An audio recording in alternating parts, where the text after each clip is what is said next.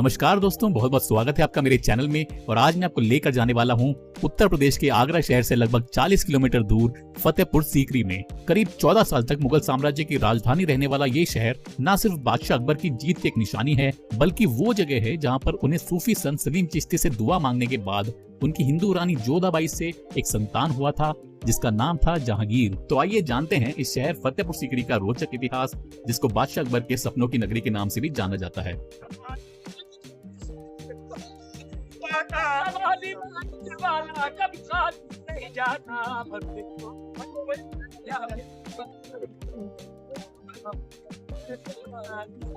ये पूरा जो मैदान आप देख पा रहे हैं, इसको बोला जाता है दीवाने आम।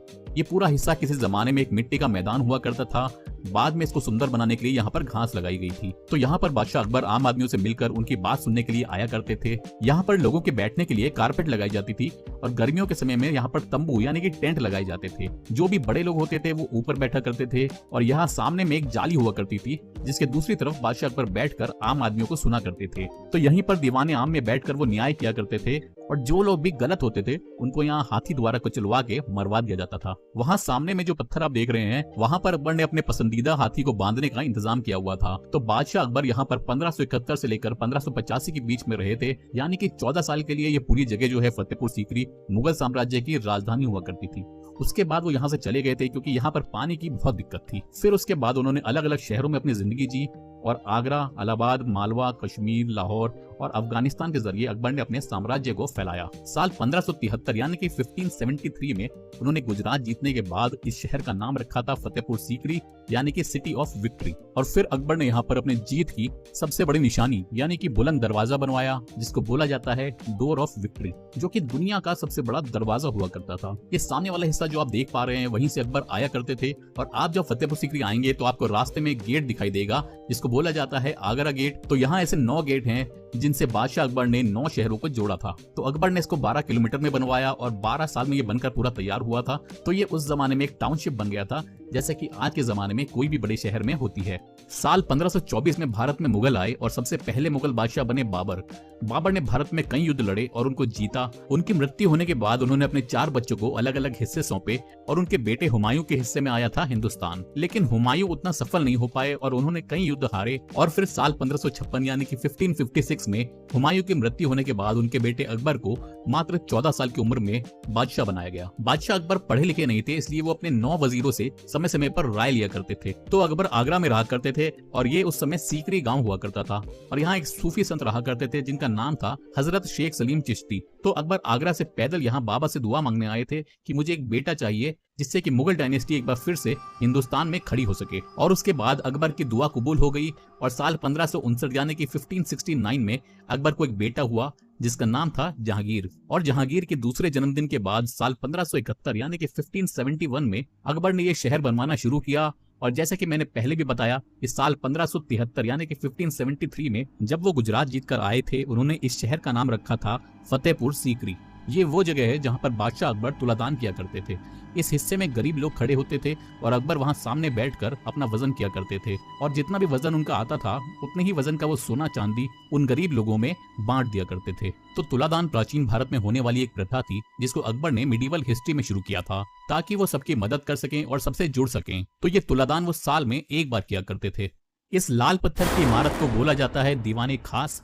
ये अकबर के समय का कॉन्फ्रेंस हॉल हुआ करता था और बादशाह अकबर अपने 9 मिनिस्टर्स के साथ बैठकर यहाँ पर मीटिंग किया करते थे। तो ये कहा जा सकता है कि ये उस समय का पार्लियामेंट हाउस हुआ करता था। इसको अगर आप बाहर से देखेंगे तो ये आपको 2 मंजिली इमारत नजर आएगी, पर अगर आप इसको अंदर से देखेंगे तो ये असल में एक ही मंजिल की इमारत है। तो हम लोग अब दीवाने खास के अंदर आ गए हैं और जैसा कि मैंने आपको बताया, ये अकबर के समय का मीटिंग रूम हुआ करता था। तो मीटिंग में हिस्सा लेने वाले सभी लोग नीचे नहीं बैठते थे बल्कि ऊपर वाले हिस्से में बैठते थे। ऊपर में बीच वाले हिस्से में अकबर बैठा करते थे और जो आपको चारों साइड में बालकनी दिख रही है, यहाँ पर उनके नवरत्न यानी कि उनके वजीर बैठा करते थे, जो थे बीरबल, तानसेन, अबुल फजल, फैजी, मानसिंह, टूडरमल, मुल्ला दुक्याजा, अज़ियाउद्दीन और अब्दुल रहीम। ये जो पिलर आप देख रहे हैं, इसमें अकबर ने 7 अलग अलग धर्मों की चीजों को उतारा है। सबसे ऊपर जो आप देख रहे हैं वो है जैन धर्म का डिजाइन। ये जो जिग जैग लाइन जा रही है वो एक ईरानी यानी कि पर्शियन डिजाइन है। जो बड़े आर्क बने हुए हैं वो एक मुस्लिम डिजाइन है। छोटे आर्क क्रिश्चियन डिजाइन है। खड़क बना हुआ है वो सिखिज्म के लिए है। और लोटस जो बना हुआ है वो हिंदुइज्म के लिए है, और सबसे नीचे वाले हिस्से में क्राउन ऑफ बुद्धा बना हुआ है जो कि बुद्धिज्म के लिए है। इस तरह से अकबर ने यहाँ 7 धर्मों को शामिल किया और एक धर्म बनाया जिसको बोला गया दीन इलाही। लेकिन इस धर्म के ज्यादा फॉलोअर्स नहीं निकल पाए, तो अकबर ने लोगों से कहा कि आप अपने ही धर्म में यकीन कीजिए, लेकिन आपस में आप मिलकर रहिए। तो ये जो पिलर है अकबर के द्वारा शुरू किए गए धर्म दीन इलाही का एक सिंबल है। फिलहाल यहाँ ऊपर जाने का रास्ता गवर्नमेंट ने बंद कर रखा है, जिससे कि ऊपर ज्यादा भार ना पड़े, क्योंकि यहाँ पे टूरिस्ट की संख्या बहुत ज्यादा रहती है। यहाँ सामने में घोड़े बांधे जाते थे और इस तरफ में ये पानी का टैंक है। तो अकबर ने यहाँ इस तरह के 12 टैंक बनवाए थे, क्योंकि पानी की दिक्कत यहाँ हमेशा से ही थी। इन पानी के टैंक्स के अलावा उन्होंने यहाँ पर कुछ बावड़ियां भी बनवाई थी, जो कि अष्टभुजाकार बावड़ी हैं, जो कि कहीं पर भी आसानी से देखने के लिए नहीं मिलती हैं। ये जो मीनार आप देख रहे हैं इसका नाम है हिरन मीनार, और यहाँ पर अकबर के सबसे चहीते हाथी जिसका नाम हिरण था उसकी कब्र बनी हुई है। और क्योंकि वो हाथी बहुत तेज दौड़ता था, इसी वजह से अकबर ने उसका नाम हिरण रखा था। ये बिल्डिंग जो आप देख रहे हैं ये है खजाना महल। अभी हम लोग खजाना महल के अंदर आ गए हैं। यहाँ पर उस जमाने में 24 बॉक्स बनाए गए थे और ये उनका खजाना रखने की जगह हुआ करती थी। यहाँ के दरवाजे उस समय बंद हुआ करते थे और यहाँ इन बॉक्सेस में खजाना भरा रहता था। अकबर की 3 रानियां थी और उन 3 रानियों के साथ अकबर यहाँ पर लुक्का छिपी यानी कि हाइड एंड सीक भी खेला करते थे। ये जमीन पर जो आप देख रहे हैं पूरा बना हुआ है, ये चौसर है और इस गेम को महाभारत काल में भी खेला जाता था। इस सामने वाली कुर्सी पर बादशाह अपनी बेगम के साथ बैठकर इस गेम को खेला करते थे। ये जो खाने यहाँ पर बने हुए हैं इनमें गोटियां नहीं बल्कि इनमें दासियां खड़ी हुआ करती थी, और जब भी कोई चाल चली जाती थी तब वो दासियां इन खानों में डांस करके चाल को चला करती थी। ये जो सामने में 5 मंजिल की बिल्डिंग आप देख रहे हैं ये है पंचमहल। क्योंकि उस जमाने में बिजली तो थी नहीं, तो अकबर ने गर्मी से बचने के लिए ये महल बनवाया था। तो बादशाह और उनकी बेगम सबसे ऊपर वाले फ्लोर में जाकर बैठ जाया करते थे और ठंडी हवा का आनंद लेते थे। ये जो सामने में आप बगीचा देख रहे हैं यहाँ पर उस जमाने में गुलाब और चमेली लगी थी, और इनकी खुशबू हवा के झोंके के साथ जब यहाँ ऊपर जाती थी तो बादशाह उसका भरपूर आनंद लिया करते थे। तो इस जगह को हवा महल या गर्मियों की जन्नत भी कहा जाता था, क्योंकि यहाँ बैठने का असली मजा गर्मियों में ही हुआ करता था। ये जो सामने वाली इमारत आप देख रहे हैं इसके नीचे वाले हिस्से में कनीजों यानी कि दासियों के बच्चे पढ़ाई करने के लिए आया करते थे। यहाँ ऊपर के हिस्से में लाइब्रेरी हुआ करती थी। यहाँ आप देखेंगे कि ये जो सारी छतें हैं ये काफी नीची हैं। ये इसलिए हैं क्योंकि वास्तु के अनुसार सारी ये बनाई गई थी। तो यहाँ इस परिसर में आपको और भी नीची छतों वाली इमारतें दिखेंगी, क्योंकि ये सारी छतें जो हैं वास्तु के अनुसार ये देखकर बनाई जाती थी कि किस जगह पर कितनी हाइट होनी चाहिए। ये है अनूप तालाब। वैसे तो ये अकबर का स्विमिंग पूल हुआ करता था और इसके अंदर रोज वाटर हुआ करता था यानी कि गुलाब जल, लेकिन इसको बनवाने का सबसे अहम कारण तानसेन की आवाज की एको यानी कि उनकी आवाज की गूंज पाने के लिए था। बादशाह अकबर के नवरत्नों में से एक थे तानसेन, जो कि उस जमाने के बहुत बड़े म्यूजिशियन हुआ करते थे और वो राग गाया करते थे। तो ऐसा कहा जाता है कि जब वो मल्हार राग गाते थे तो बारिश आ जाया करती थी, और जब भी वो दीपक राग गाते थे तो पूरे में दीपक जल जाया करते थे। तो सामने वाली प्लेटफॉर्म पर तानसेन बैठा करते थे और वहाँ सामने में बादशाह अकबर बैठते थे, और वहाँ उस तरफ में जोधाबाई बैठती थी और नीचे में गाँव वाले बैठकर तानसेन की म्यूजिक का आनंद लिया करते थे। तो ये उस समय का एंटरटेनमेंट एरिया हुआ करता था, और इस एरिया को बोलते हैं 4 चमन। ऐसा इसलिए कहा जाता है क्योंकि बीच वाली जगह जो आप देख रहे हैं वहां जाने के लिए 4 रास्ते बने हुए हैं और किसी भी रास्ते से वहां पर पहुंचा जा सकता है। तो ये सामने वाला हिस्सा जो आप देख रहे हैं ये अकबर की मुस्लिम बीवी का था, जिनका नाम था रुकैया बेगम, जिनको टर्की की सुल्ताना भी कहा जाता था। तो उस जमाने में इसको शीश महल भी कहा जाता था, क्योंकि इसकी दीवारों पर रंग बिरंगे शीशे और बहुत ही महंगे किस्म के हीरे लगे हुए थे। यहाँ नीचे में जो कलाकारी आप देख पा रहे हैं इन सभी में डायमंड सेट किए गए थे, और इन सभी को बाद में ब्रिटिशर्स निकाल के ले गए थे। शायद ये सब देखकर आपको भी लग रहा होगा कि हिंदुस्तान को सोने की चिड़िया यूं ही नहीं कहा जाता था। ये बिल्डिंग अंदर से जितनी खूबसूरत है उतनी ही बाहर से भी है। ये देखिए आप यहाँ पर कितनी सुंदर नक्काशी की गई है।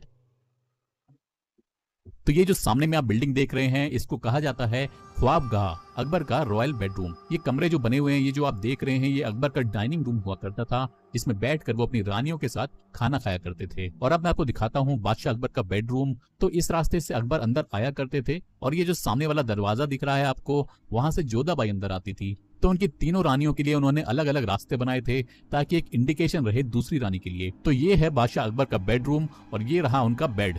इसके ऊपर चढ़ने के लिए उस समय चंदन की सीढ़ियां हुआ करती थी, और जब बादशाह ऊपर चढ़ जाते थे तो उन सीढ़ियों को हटा दिया जाता था, जिससे कि वो सुरक्षित रहें और उनके ऊपर कोई हमला न कर सके। और इसके नीचे में जो आपको खाली जगह दिख रही है यहाँ पर पानी भर दिया जाता था, और उसके अंदर गुलाब जल, इत्र वगैरह ये सब चीजें इसमें डाल दी जाती थी, जिससे कि बहुत ही अच्छा यहाँ का माहौल बन जाता था। ये जो सामने में बिल्डिंग आप देख रहे हैं इसको बोला जाता है बीरबल महल। तो यहाँ पर उस जमाने में अकबर के हिंदू प्राइम मिनिस्टर बीरबल रहा करते थे, जो कि अकबर के नवरत्नों में से एक थे और उनके सबसे भरोसेमंद लोगों में से थे। तो ये 2 मंजिल की बिल्डिंग है जिसमें 4 कमरे ग्राउंड फ्लोर पर हैं और 2 कमरे और एक टेरेस ऊपर वाले फ्लोर पर है। इस महल की दीवारों और पिलर्स पर भी आपको बहुत सुंदर कलाकारी देखने के लिए मिल जाएगी।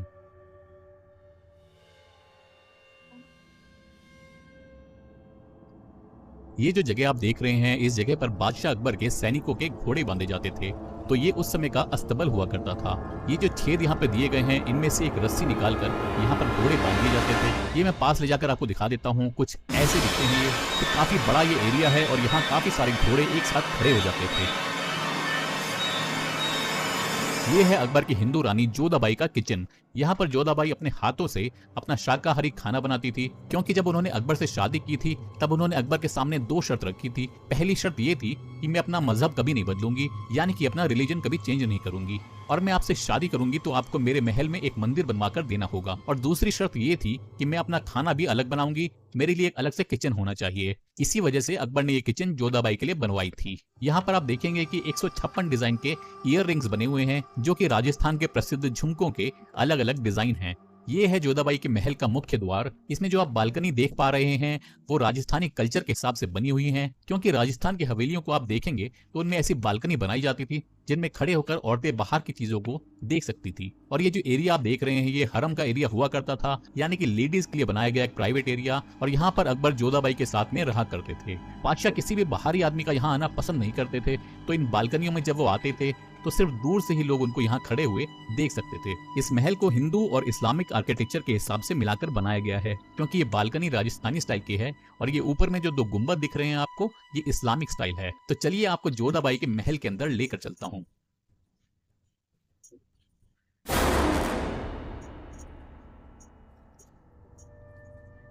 तो हम अब जोधाबाई के महल के अंदर आ चुके हैं।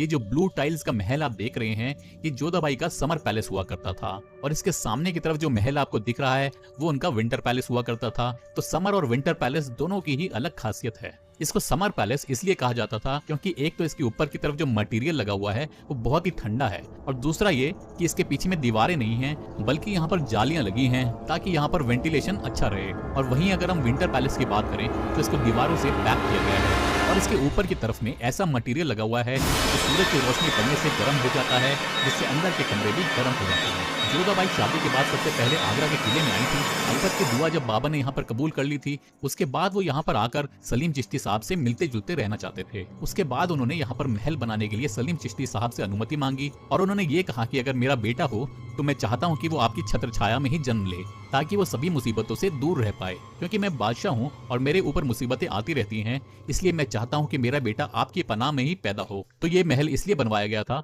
जिससे कि बादशाह अकबर के बेटे का जन्म शेख सलीम चिश्ती साहब की नजरों के सामने ही हो। बेटा हो जाने के बाद जोधाबाई को पटरानी का खिताब भी दिया गया था, जिसका मतलब होता है हेड क्वीन, और फिर जोधाबाई हिंदुस्तान की मलिका बन गई और उनका नाम इतिहास में दर्ज हो गया। तो यूं तो बादशाह अकबर की 3 बीवियां थी, लेकिन उनका नाम आज भी जोधाबाई के साथ ही सबसे ज्यादा सुनने में आता है। ये सामने वाला हिस्सा जो आप देख रहे हैं ये वो मंदिर है जो शर्त के अनुसार बादशाह अकबर ने जोधाबाई के लिए बनवाया था। यहाँ सामने में कृष्ण जी की बहुत बड़ी मूर्ति हुआ करती थी, और यहाँ ये जो छोटे छोटे आले बने हुए हैं इनमें वो अन्य भगवानों की मूर्तियां रखा करती थी। यहाँ पर दोनों तरफ में ये जो कमरे बने हुए हैं इनमें यज्ञ और हवन में होने वाली सामग्री को रखा जाता था। इस पिलर को अगर आप देखेंगे तो इसमें आपको ऊपर में घंटी दिखाई देगी, फिर उसके बाद कमल का फूल, नीचे में त्रिशूल, तिलक और कलश और नारियल जैसी चीजें इस पर आपको देखने के लिए मिल जाएंगी, जो कि सारा हिंदू डिजाइन है। यहाँ बीच में देखेंगे आप ये जो पौधा लगा हुआ है, यहाँ पर उस जमाने में तुलसी का पौधा हुआ करता था। तो यहाँ पर जोधाबाई तुलसी के पौधे के सामने खड़े होकर बादशाह अकबर की लंबी आयु के लिए पूजा किया करती थी।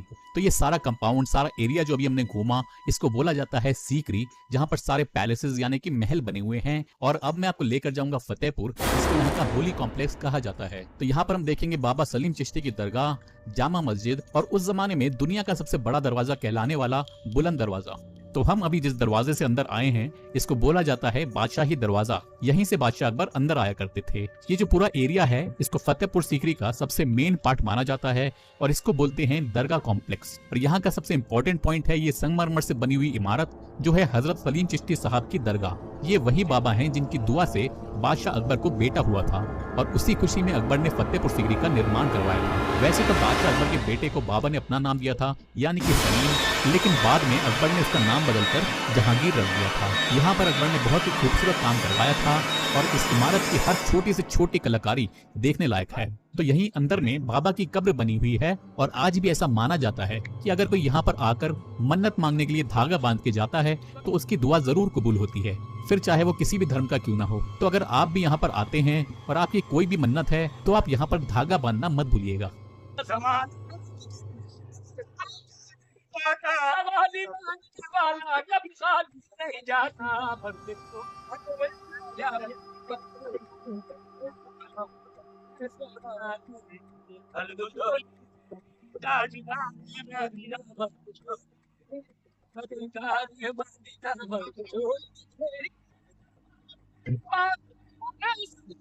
यहाँ सामने में जो आप देख रहे हैं ये ग्रेवयार्ड है। तो चिश्ती परिवार के लोगों का यहाँ पर कब्रिस्तान बना हुआ है। यहाँ बाहर की तरफ चिश्ती फैमिली के मर्दों की कब्रें बनी हैं और अंदर में औरतों की कब्रें बनी हैं, क्योंकि इस्लामिक कल्चर के हिसाब से औरतों को पर्दे में रखते थे और मृत्यु के बाद भी उनको पर्दे में ही दफन किया जाता था। तो बाबा का खानदान आज भी जिंदा है और उनके परिवार के लोग आज भी यहीं पीछे में रंग महल में रहते हैं, जो कि आम आदमी के लिए बंद किया हुआ है। तो अब बाबा की 16वीं पीढ़ी चल रही है और उनके परिवार से किसी की भी मृत्यु होती है तो उनकी कब्र यहीं पे बनाई जाती है। ऊपर में जो आपको छोटी छोटी बुर्जियां दिख रही होंगी, वहां पर रोशनी करने के लिए मशाल जलाई जाती थी। ये मशालें खास तौर पर तब जलाई जाती थी जब चिश्ती साहब का जन्मदिन होता था। उनका बर्थडे 28 रमजान को होता है, यानी कि ईद से 2 दिन पहले। उस वक्त यहाँ पर हिंदुस्तान से ही नहीं बल्कि बाहर के देशों से भी भारी मात्रा में लोग आते हैं और तब यहाँ का नजारा देखने लायक होता है। और अगर आपको भी उस समय यहाँ पर आना है तो इस बात का ध्यान रखिएगा कि उस समय यहाँ पर भीड़ बहुत ज्यादा होती है। यहाँ पर देखेंगे आप हौज बना हुआ है और जो लोग भी नमाज पढ़ने जाते हैं उससे पहले यहाँ पर वुजू करते हैं, यानी कि अपने हाथ पैर यहाँ पर धोते हैं। ये जो सामने में आप बिल्डिंग देख रहे हैं ये जामा मस्जिद है, जहाँ पर अकबर के समय में लोग नमाज पढ़ते थे और आज भी यहाँ पर 5 वक्त की नमाज अदा की जाती है। ये जो दरवाजा आप देख रहे हैं यहाँ पर एक कमरा बना हुआ है और यहाँ कुल मिलाकर ऐसे 83 यानी कि 83 कमरे हैं। बादशाह अकबर के समय में ये सारे कमरे बच्चों के लिए हॉस्टल यानी कि छात्रावास के कमरे हुआ करते थे। उस जमाने में जितने भी आसपास के गरीब और यतीम बच्चे हुआ करते थे वो यहाँ पर फ्री में रहते थे, फ्री में खाते थे और फ्री में ही यहाँ पर पढ़ाई किया करते थे। बादशाह अकबर पढ़े लिखे नहीं थे और 14 साल की उम्र में वो राजा बन गए थे, लेकिन वो चाहते थे कि उनके राज में एजुकेशन अच्छा हो, अच्छी लाइफ हो और लोग खुशहाल रह सकें। उसके बाद उन्होंने आदेश दिया कि यहाँ पर पाठशाला बनाई जाए और फिर गांव के लोगों ने खुश होकर उनको एक टाइटल दिया, अकबर महान यानी कि अकबर द ग्रेट। उस समय में यहाँ पर 2 विषय पढ़ाए जाते थे जो थे अरबिक और संस्कृत, क्योंकि बादशाह अकबर सभी धर्मों को सम्मान देते थे और इसीलिए उन्होंने दीनी इलाही धर्म की स्थापना की थी, जिसके मुताबिक वो बताना चाहते थे कि हम सब एक हैं। अभी ये स्कूल 3 साइड से बंद है, लेकिन एक साइड से अभी भी चलता है जो कि बाबा की दरगाह के पीछे है, जहाँ अभी भी गाँव के बच्चे फ्री में पढ़ने के लिए आते हैं। ये है बुलंद दरवाजा, जिसको दुनिया के हाईएस्ट गेटवे के नाम से भी जाना जाता है। रेड और बफ सैंडस्टोन और ब्लैक एंड व्हाइट मार्बल से सजाया हुआ ये 176 फीट ऊंचा दरवाजा बादशाह अकबर ने अपनी गुजरात जीत की यादगार के रूप में बनवाया था। गुंबद और मीनारों से सजे हुए इस बुलंद दरवाजे के आगे और इसके स्तंभों पर आपको कुरान की आयतें भी देखने के लिए मिल जाएंगी। दरवाजे के तोरण पर ईसा मसीह से संबंधित कुछ लाइंस भी लिखी गई हैं, जिनमें ये कहा गया है कि मरियम के पुत्र यीशु ने कहा, यह संसार एक पुल के समान है, इस पर से गुजरो अवश्य, लेकिन इस पर अपना घर मत बना लो। जो एक दिन की आशा रखता है वह चिरकाल तक आशा रख सकता है, जबकि यह संसार घंटे भर के लिए ही टिकता है। इसलिए अपना समय प्रार्थना में बिताओ, क्योंकि उसके सिवाय सब कुछ अदृश्य है। तो बुलंद दरवाजे पर बाइबल की इन पंक्तियों को पढ़कर ये पता चलता है कि बादशाह अकबर अन्य धर्मों के प्रति भी कितना सम्मान रखते थे। यहाँ आसपास के गांव के लोग आपको आज भी हाथ की कलाकारी से काम की हुई चीजें बेचते हुए दिख जाएंगे। सर हमारे गाँव के अंदर कैंडल लगाएंगे, इसमें ये क्लोज करेंगे, इसमें लाइट ये रूम फ्रेश के लिए होता है, ये अगरबत्ती के लिए होता है। इसको बदलेंगे, कैंडल लगा दीजिए, इसमें से कैंडल लगाएंगे तो इसमें से स्टार वाला लाइट दिखेगा। ये देखिए सर, इसको एक एक पीस करके जॉन करके इसको बदलेंगे। कुदरती गॉड नेचुरलिटी है सर, ये कुदरती पत्थर है सर। ये वाला 600 हाथ का मीट है ना सर, मशीन का। ये वाला 400। कहाँ बनाते हैं ये गाँव। अच्छा। खैर ये था पूरा फतेहपुर सीकरी और उम्मीद करता हूँ कि आपको ये जगह घूमकर अच्छा लगा होगा। और बादशाह अकबर के बारे में मैं एक बात आपको और बता देता हूँ जो शायद आप लोग को नहीं पता होगी। तो उन्होंने अपना मकबरा अपनी मृत्यु से पहले ही आगरा में बनवाना शुरू कर दिया था जिसको बाद में उनके बेटे जहांगीर ने पूरा करवाया था। और अकबर के मकबरे से 1 किलोमीटर दूर ही जोधाबाई का भी मकबरा है और इन दोनों मकबरों की वीडियोस मैं ऑलरेडी बना चुका हूँ, तो आप मेरे चैनल पर सर्च करके उनको देख सकते हैं। वैसे तो बादशाह अकबर और जोधाबाई के बारे में आपने कई सारी किस्से कहानियां सुनी होंगी, कई सारी मूवीज और टीवी सीरीज वो जगह देखना जहां वो वास्तव में रहा करते थे। अगर आपको मेरा ये वीडियो अच्छा लगा तो इसको लाइक और शेयर करना मत भूलिएगा। और अगर आप चाहते हैं कि ऐसे ही किसी और इमारत का वीडियो आपके लिए बनाऊं तो नीचे कमेंट बॉक्स में जरूर बताइएगा। और अब तक अगर आपने मेरे चैनल को सब्सक्राइब नहीं किया है तो इसको सब्सक्राइब करना मत भूलिएगा। बहुत बहुत धन्यवाद। आपका दिन शुभ रहे।